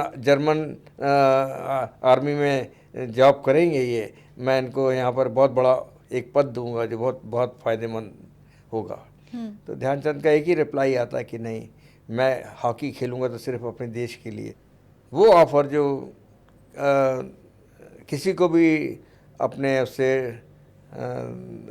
कोई भी शायद रिजेक्ट नहीं कर, वो भी इतनी बड़ी बात थी। और लेकिन उनका एक सिर्फ छोटा सा रिप्लाई, बड़े स्टेट मुद्रा में, जो आर्मी के पर्सनल बातें करते हैं कि नहीं, मैं अपने देश के लिए खेलूँगा, मैं तुम्हारे देश के लिए नहीं खेल सकता। बड़ी बात थी, और मुझे फ़ख्र है इस बात का कि हमारे पूर्वजों ने ये बातें कहीं ऐसी जगहों पर। उस टाइम पर जब देश कितना कुछ गो थ्रू कर रहा था, कितनी सारी अनस्टेबल चीज़ें चल रही थी, उस टाइम पर भी जो भावना थी, बहुत बड़ी बात। ये बातें थी। एक बहुत बड़ी उपलब्धि देश को मिलती है। आज भी हमारी उपलब्धि वर्ल्ड रिकॉर्ड में आती है कि हमने 2 बार हैट्रिक से इस टूर्नामेंट को, ओलंपिक को जीता है। पहले जो दौर चला है 28 से 36 तक का, 3 लगातार ओलंपिक के मेडल्स, और उसके बाद 48 से हम 56 तक हमने 3 ओलंपिक के मेडल, तो डबल हैट्रिक हमारे ओलंपिक के अंदर गोल्ड मेडल्स की रही है। फिर सिल्वर मेडल आया, फिर 4 ब्रॉन्ज मेडल हैं हमारे पास, तो टोटल 13। अभी भी हमने ब्रॉन्ज लिया। बड़ी बड़ी बातें हैं, बहुत बड़ी बातें जो अनबीटन है ना, इसको कर सकते। फिर ध्यानचंद के अकेले 1000 गोल होना डोमेस्टिक टूर्नामेंट में, इंटरनल टूर्नामेंट में, और इंटरनेशनल टूर्नामेंट में के अंदर 500 से ऊपर के गोल, ये मायने रखता है। ये है जादूगरी, ये है रिकॉर्ड्स जो उन लोगों ने कभी बना के कि इसलिए नहीं रखे कि मेरे रिकॉर्ड बनाना है, मेरा देश जीते बस, चाहे वो 1 गोल से जीते या 10 गोल से जीते, मेरा देश जीते, मैं हारूं ना। ये चीज़ ये थी। मैंने अपने मेडल्स जो मैं लाता था ओलंपिक के, और सिल्वर मेडल और ब्रॉन्ज मेडल तो लाया, तो कभी बाबूजी को दिखाने की हिम्मत ही नहीं हुई। तो वो गोल्ड लाने वाले और मैं जाके उनको दिखाऊं कि मैं सिल्वर ला रहा हूँ, ब्रॉन्ज ला रहा हूँ। कीमत बहुत बड़ी बात है। वर्ल्ड कप और एशियाड या ओलंपिक के मेडल्स मैंने नहीं दिखाए उनको, शर्म से कि मैं इनको क्या मेडल दिखाऊं। ये तो गोल्ड वाले लोग हैं। और ये दिल में कसक भी थी कि मैं कब मौका आएगा कि मैं खेल कर आऊँ, बड़े प्राउडली बोलूँ कि बाबूजी मैं जीत कर आया हूँ। वो मौका मुझे मिलता है 1975 में। वो मौका मिलता है 75 वर्ल्ड कप में। उसके पहले हमारी टीम और भारत 2 बार वर्ल्ड कप खेल चुका था। स्टार्टिंग सबसे पहला वर्ल्ड कप जो हुआ था वो स्पेन में हुआ था, बार्सिलोना में, जिसमें हमारी टीम को ब्रॉन्ज मेडल मिला। सेकंड वर्ल्ड कप हमारा एम्स्टर्डम में हुआ, हॉलैंड के अंदर। और एम्स्टर्डम में जब होता है तो उसी स्टेडियम में होता है जहाँ पर ध्यानचंद ने 36 का ओलंपिक खेला होता है। तो वो हमारा सेकंड वर्ल्ड कप, जो मैं कहूँ कि अगर मैंने यादगार मेरा 75 वर्ल्ड कप है, तो मेरा उतना ही यादगार 73 वर्ल्ड कप भी है, जिसमें हमने हर तरह से जीतने की कोशिश की, लेकिन हमको जीत नहीं मिली। वो हार के रूप में तब्दील हुआ। पेनल्टी स्ट्रोक, सडन डेथ का जो सिर्फ गोल करना था, वो टीम से मिस होता है। कैसे मिस होता है, कौन मिस करता है, दैट्स ए पार्ट, लेकिन वो गोल भारत की टीम से मिस होता है, भारत उसको लूज करता है। तो ये हमारा मेडल हमारे हाथ से स्लिप होता है। ये बहुत बड़ा सदमा था। ये सदमा इसलिए था कि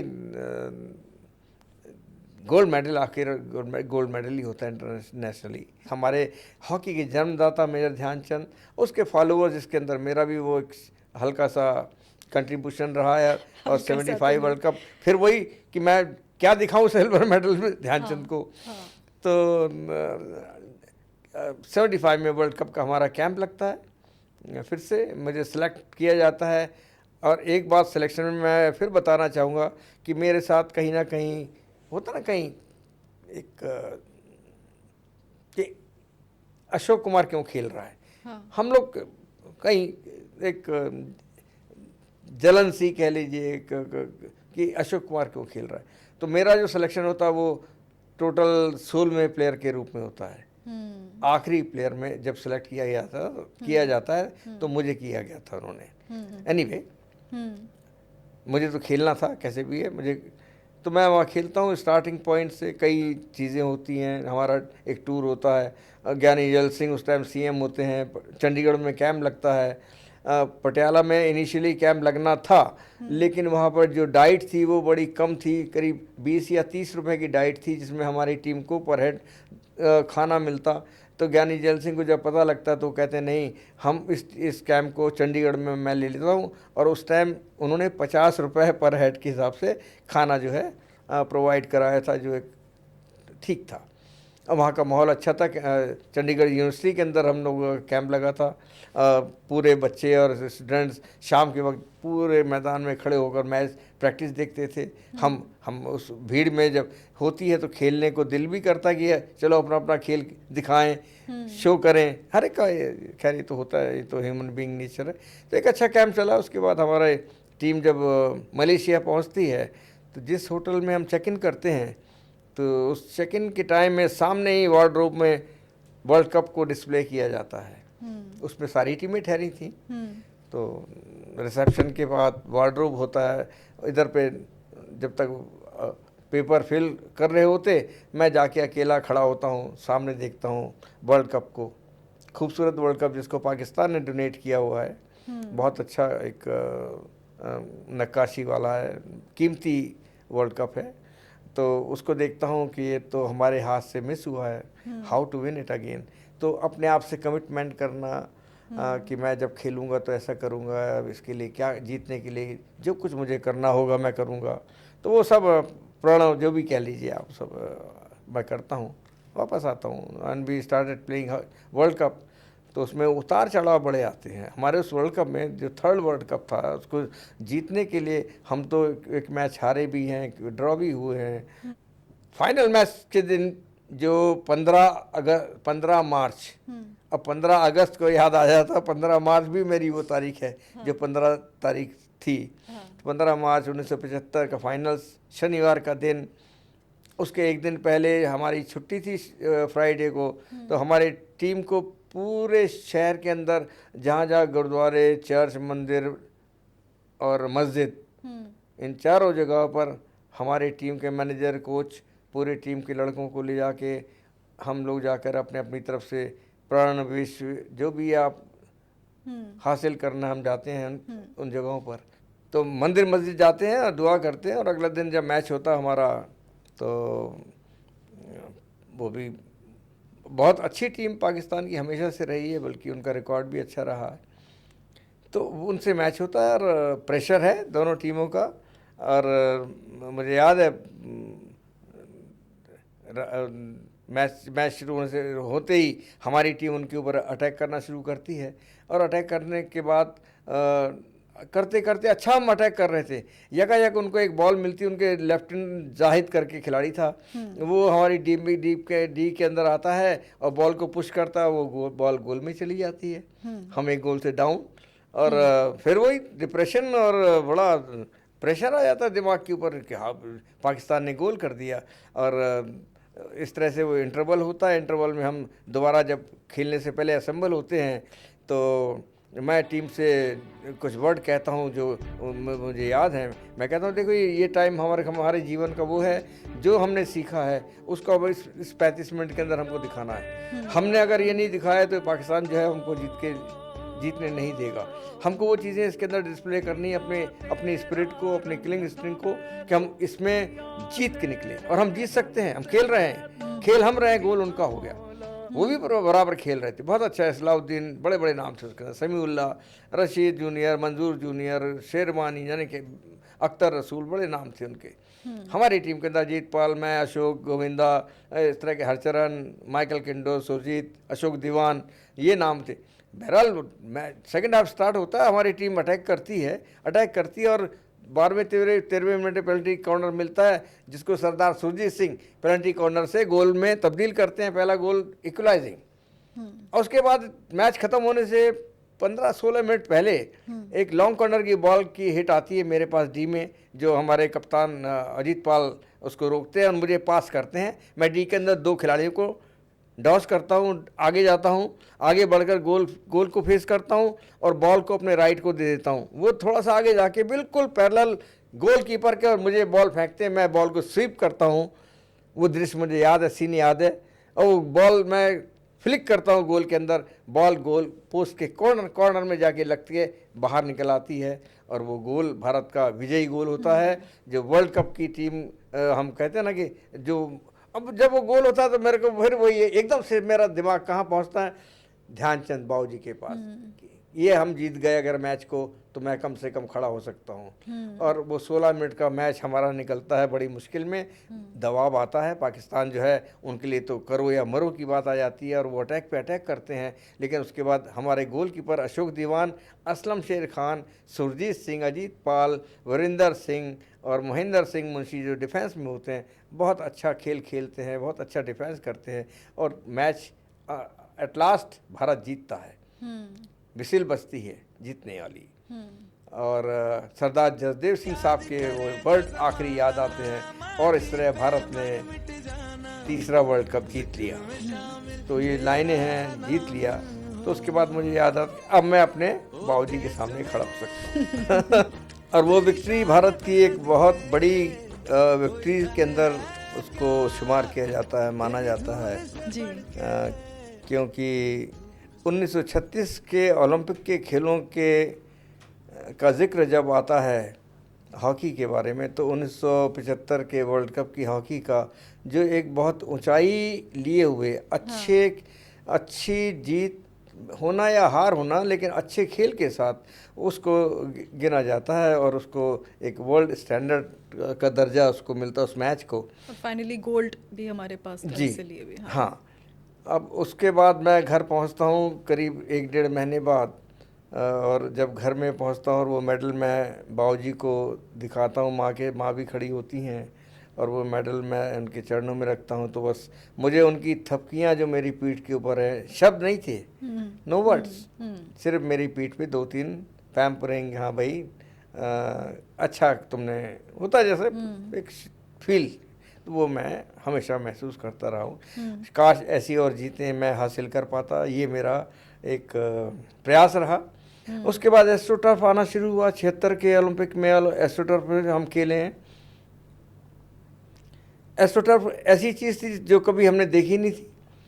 जहाँ पर हमारा कैंप लगा था उसमें मेन घास के ग्राउंड को, उसकी घास को छील कर उस पर गोबर लेपने के बाद पूरे ग्राउंड में हमको कहा गया कि एस्ट्रोटर्फ का ग्राउंड ऐसा होगा, आपको इसके ऊपर प्रैक्टिस कर लो, तो आपको जब खेलने जाओगे वहाँ पर ओलंपिक में मॉन्ट्रियल कनाडा, तो आपको परेशानी नहीं होगी।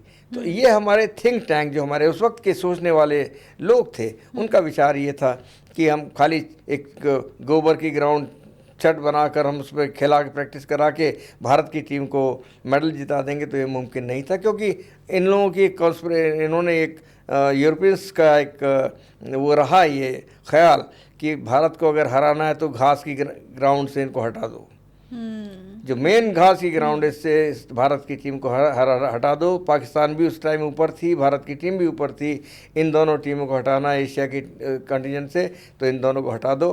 उन्होंने वैसे ही किया, एस्ट्रोटर्फ नाम की चीज़ ले आए जो उनके पास इजीली अवेलेबल थी, और उन्होंने तो अपने अपने देशों में लगा ली, उस पर प्रैक्टिस कर ली। भारत देश जो 3-4 करोड़ 5 करोड़ उस ज़माने में एक ग्राउंड पर लगाने में सक्षम नहीं था, उसके पास पैसे नहीं थे, वो डेवलपिंग कंट्री के अंदर था। ये ग्राउंडें हमारे पास नहीं लग सकी, प्रैक्टिस नहीं हो पाई। वो हमारी पौध जो स्कूल कॉलेजेस में खेलती थी, मेन ग्राउंडों पर खेलती थी, वो उससे दूर होती चली गई। और हमारे खेल में, भारत के खेल में 1980 के बाद एक बहुत बड़ा गैप आया, जिसको भरा गया टोक्यो ओलंपिक में 2022 में। लेकिन भारत थोड़ा सा इसमें अपनी मजबूती को कायम रखे खेलता रहा। इसमें सरकार ने भी इसको सहयोग दिया, मिनिस्ट्री ने सहयोग दिया, और ख़ास तौर से स्पोर्ट्स अथॉरिटी ऑफ इंडिया ने जगह जगह कुछ ग्राउंडें बनाई हैं। वो भी इतनी ज़्यादा नहीं हैं, मैं कहूँ कि कहाँ हॉलैंड के अंदर 500 ग्राउंडें हैं, जर्मन्स के अंदर 450-300 ग्राउंड हैं, तो दूसरी यूरोपियन कंट्रीज़ के अंदर स्कूल कॉलेजेस के अंदर ग्राउंड हैं। हमारे देश में कहाँ ग्राउंड हैं। मैं अपने बच्चों को नहीं मेजर ध्यानचंद स्टेडियम ले जा पाता, इतनी दूर में है कि रोज़ के 12 किलोमीटर स्कूल भी पढ़ाना है। तो ये सब चीज़ें शामिल हो जाती है जब हम बात चर्चा करते हैं कि खेल कैसे आगे बढ़ेगा।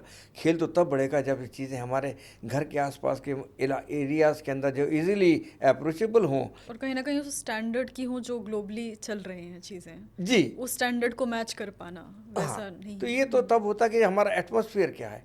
तो वो एटमॉस्फेयर तो इस देश से हमारे कहीं दूर स्टेडियम में चला जाता है, जहाँ पर हर बच्चा नहीं जा सकता। फिर जाता भी तो इनिशियली चीज़ें हमारी स्कूलों में हम सब्जेक्ट पढ़ाते हैं, तो स्पोर्ट्स हम क्यों नहीं करते हैं। स्पोर्ट्स का आई थिंक एक होता भी है, लेकिन उसमें क्या ही स्पोर्ट्स होता है एक्चुअली। हाँ, हम थोड़ा बहुत यहाँ वहाँ खेल लिया, कुछ कर लिया, बस उतना ही होता है, उससे ज़्यादा कुछ नहीं होता। लेकिन कहीं ना कहीं तो आपके अंदर पॉइंट आउट हो जाता है कि कोई स्पोर्ट्स में आपकी अच्छी रेस हो सकती है, दौड़ने में अच्छे हो सकते हैं आप। अगर आप बास्केटबॉल खेलते तो बास्केटबॉल में आपको पता लग, जानकार को पता लग जाएगा ये बच्चा हमारा आगे खेल सकता है, हम उसको अलग करके कहीं आगे बढ़ाने की कोशिश करें, उनके लिए कुछ चीज़ें सेटअप करें। और उसमें स्कूल वाले भी अपने, इतनी आजकल एजुकेशन हमारी महंगी है जो सिर्फ किताबों के ऊपर हम हैं। तो हम जब किताबों पर हैं तो आज ये कैरियर है, गोल्ड मेडल आप ओलंपिक का जीत के आओ, 5 करोड़ 8 करोड़ तो आपको ऐसे ही मिल जाता है। ये क्या कम पैसा है ये। वो तो जितनी मेहनत आप पढ़ाई में कर रहे हैं हम स्पोर्ट्स में करें बच्चे के साथ।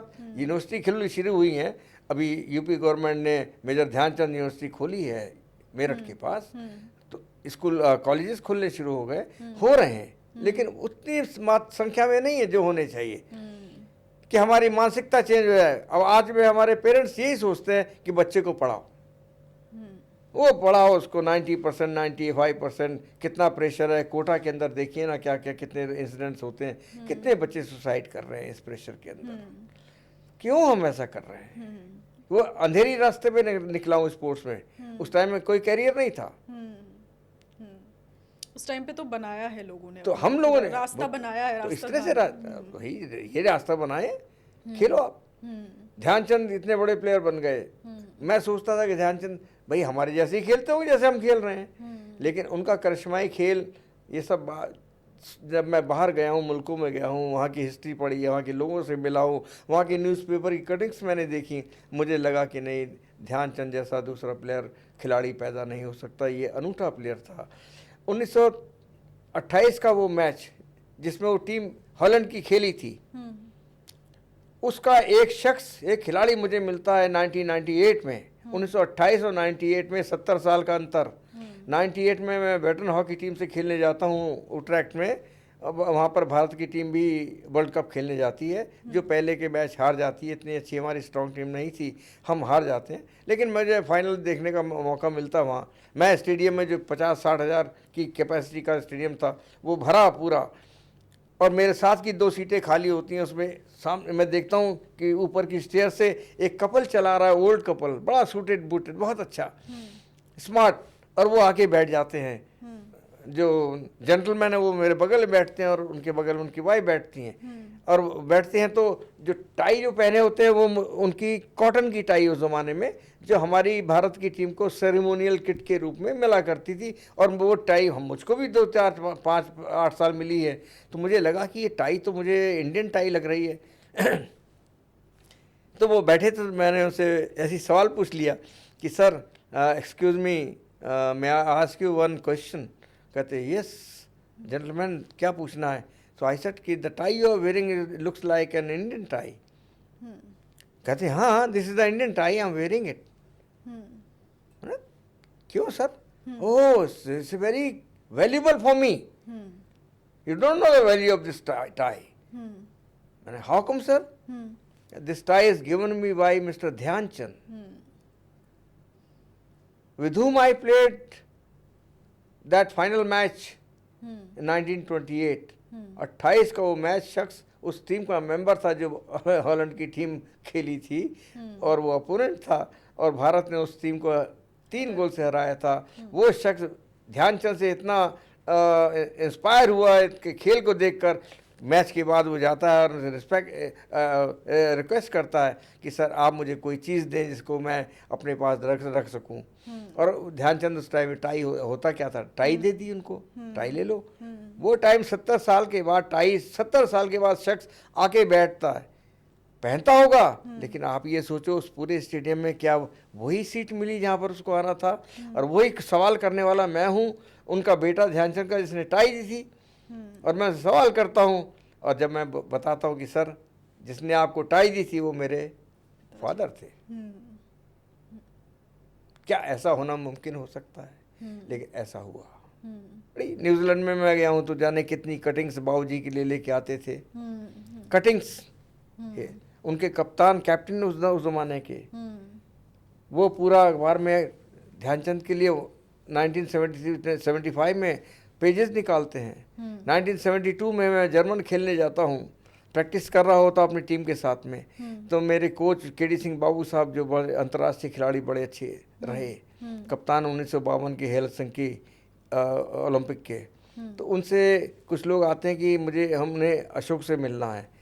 4-5 कारें आती हैं, इसमें एक बड़ी सी कार होती है, तो बाबू, हमारे केडी सिंह बाबू साहब मुझे ऑर्डर देते हैं जाके मिलकर आओ, कोई तुमसे मिलने आए हैं। मैं जब वहाँ जाता हूँ तो उस 3-4 कारों में जो बड़ी कार होती है उसका पिछला दरवाज़ा खोलते हैं, उसमें से एक स्ट्रेचर निकालते हैं, स्ट्रेचर को ऊपर रखते हैं, और वो शख्स मुझसे हाथ में लाते हैं जो स्ट्रेचर पे थे, और कम से कम इतनी गड्डी, इतनी मोटी अखबारों की कटिंग 1936 की, जो मेरे पिता ने उस ज़माने में जर्मन भाषा में लिखे हुए अखबार वो लेकर मुझे दिखाने आते जब उन्हें पता लगता कि ध्यानचंद का बेटा खेलने आया 1972 का ओलंपिक, और वो स्टेचर पे आते हैं और मुझे देखकर बहुत खुश होते हैं, और इंटरप्रेटर बताते हैं ये कह रहे हैं कि मुझे बहुत खुशी है कि तुम ध्यानचंद उस शख्स के बेटे हो जो एक ग्रेट प्लेयर था। और 1972 1936 में भी 32-36 साल का फर्क। ऐसी घटनाएं होती हैं। क्या आप यकीन करोगे ऐसे खिलाड़ियों को एक पद्मश्री देकर सरकारें अलग कर देती हैं? क्या आज हम उन खिलाड़ियों को, उनके नाम को 4 मेडल्स, 3 ओलंपिक के गोल्ड मेडल, 1 सिल्वर मेडल, बहुत बड़ी बात है। आज हम जरा सा कुछ करते हैं, जाने क्या करते हैं, हमारी सरकारें, हमारे लोग जाने क्या कर लेते हैं। कभी हमने अपने पूर्वजों को हमने कुछ वो तो खेल चुके हैं, लेकिन एक लेगेसी को, आप एक चीज को आगे तो बढ़ाओ, परंपराओं को, पर हमेशा प्रेजेंट को क्यों देखना? पास्ट ऐसी चीज को देखकर आप आगे बढ़ते हैं। और जबकि हमारा पास्ट इतना ज्यादा गोल्डन है। हाँ, जिन्होंने कभी कुछ नहीं कहा, क्या उनका हक सिर्फ एक पद्मश्री था? क्या सरदार बलबीर सिंह जो हमारे 3 ओलंपिक के मेडलिस्ट, उनका रुतबा सिर्फ एक पद्मश्री था? क्या मेजर ध्यानचंद जो इतना बड़ा नाम था एक पद्म भूषण था? ये अवार्ड नहीं है, ये आने वाली जनरेशंस के लिए एक मैसेज होते हैं कि आप आगे बढ़ो, हम आपको बढ़ाएंगे, हम आपको सपोर्ट करेंगे। ये चीजें होनी चाहिए, क्योंकि हमारे पिता ने या दूसरे खिलाड़ियों ने अपने घर को कभी नहीं देखा कि उनके उनके उनके उनके बच्चे क्या कर रहे हैं। पूरा तपस्या तब जाके सफर करने वाला परिवार रहता है। परिवार को आखिर में क्या मिलता है? कुछ भी नहीं। क्या हम उनके नाम को, अगर मैं नहीं खेलता तो ध्यानचंद का नाम तो डूब गया था, खत्म था। तो ये चीजें होती हैं जो हम लोगों को थोड़ा सोच विचार करना चाहिए कि खाली अवार्ड देना नहीं है, किस तरह से उन परिवारों को हम एस्टैब्लिश करें। कोई भी हो हमारे, जिन्होंने देश के प्रति काम किया हो, देश का सम्मान बढ़ाया हो, हमको करने की आवश्यकता है। क्योंकि अगर वो प्लेयर वहां गए हैं तो परिवार का भी एक बहुत बड़ा रोल रहा है। मैं जानता हूँ ना, मैंने भी जब खेलना शुरू किया तो किस तरह से मेरे बच्चे हुए। एक जगह तो मेरा बेटा पैदा हुआ, मैं था ही नहीं यहाँ पर। मेरे चाचा जी की डेथ हुई, मैं कहीं खेल रहा हूँ। मेरी दादी की डेथ हुई, मैं वहाँ खेल रहा हूँ। तो हम लोग ये सब चीज़ें तो महसूस करते हैं ना, आखिर इंसान ही तो हैं। तो ये सब चीज़ें हमको या सरकारों को, कि हम लोग डिपेंड करते हैं सरकार पर, बिना उनकी हेल्प के, बिना स्पोर्ट्स अथॉरिटी ऑफ इंडिया जो आज चला रही है, इसके बिना कुछ भी नहीं है। आज सक्षम है, आज हमारे देश तरक्की कर रहा है, आगे बढ़ रहा है, मेडल जीत रहे हैं। तो हमें ये बातों को भी सोचना कि इस तरह की कोई बात रह ना जाए, कोई खिलाड़ी का परिवार सफर ना करे, ताकि उसकी जनरेशन ये ना कहे कि हम अपने बच्चे को खिलाड़ी नहीं बनाएंगे। जबकि ऐसी कई बातें कई बार हमारे खिलाड़ी लोग बोल चुके हैं, कह चुके हैं और कर चुके हैं।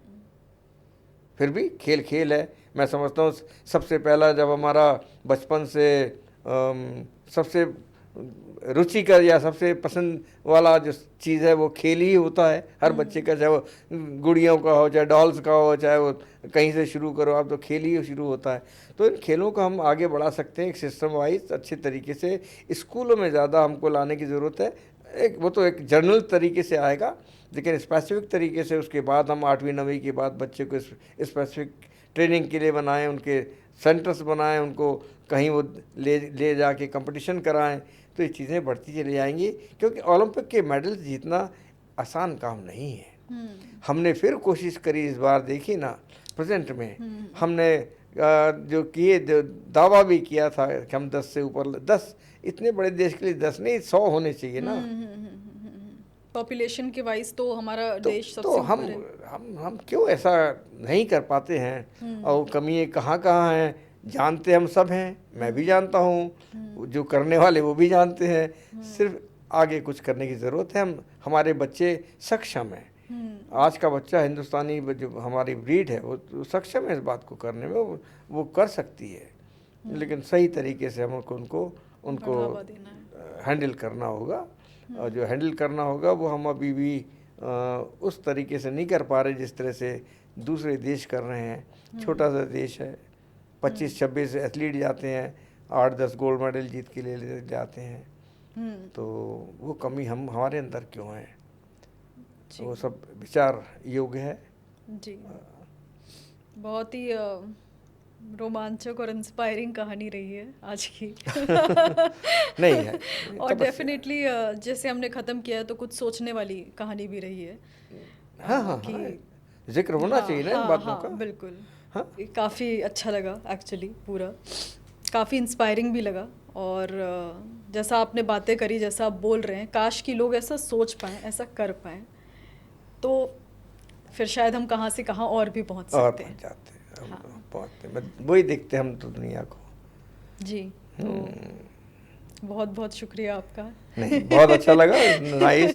बस ये उम्मीद करते हैं कि हमारे आने वाली जनरेशन से इन बातों से इंस्पायर हो और थोड़ा आज की दुनिया में अलग दुनिया है, नो डाउट, लेकिन और सिर्फ ये ना हो कि हाँ मेजर ध्यानचंद जी का तो नाम है, बट ऐसे और भी बहुत नाम आए, कई नाम बड़े हैं। और क्या, यही तो ये हमारे वो लेगेसी होती है। मुकुट के ऊपर जो हम कहते हैं ना, सिर के जो मुकुट होता है उस पर हीरे जवाहरात ये चमकने वाली चीज़ें होती हैं, आती रहे। और बड़े प्राउडली होते हैं। जैसे मेरे सामने कोई दूसरा खड़ा हो जाए तो मैं एक ही लफ्ज़ बोल दूं कि हाँ मैं तो वर्ल्ड कप चैंपियन हूँ, तुम क्या हो। आंसर नहीं है उसके पास इस बात का। बाकी कुछ भी होगा, अरोड़पति, करोड़पति, खरबपति, but he can't buy medals. बहुत सम्मान और बहुत गर्व वाली बात है। कई चीज़ें ऐसी होती हैं और ये प्राउड है हम लोगों का। Thank you so much. चलिए, थैंक यू वेरी मच।